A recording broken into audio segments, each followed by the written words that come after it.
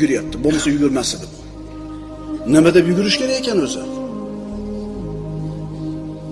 Innamal amalu binniyat, birodarlar. Jismonan sog'lom bo'lishligim payg'ambarimiz sollallohu alayhi vasallam ko'rsa, xursand bo'ladigan ishni deb turib chiqsa, sport bilan shug'ullanishi ibodat bo'ladi, birodarlar. Innamal amalu binniyat. Sport bilan shug'ullanishdan maqsad jismonan baquvvat bo'lsam, Alloh meni yaxshi ko'radi deb e'tiqod qilsangiz, shu sportingiz ibodat bo'ladi.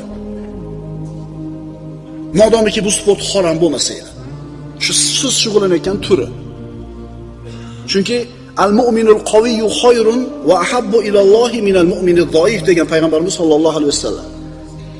Abu Hurayra roziyallohu anhudan, Muslimdan bu hadis. Imom Muslimdan. Kuchli mo'min zaif mo'mindan ko'ra Allohga yaxshiroq va mahbubroq. Tushunarlimi?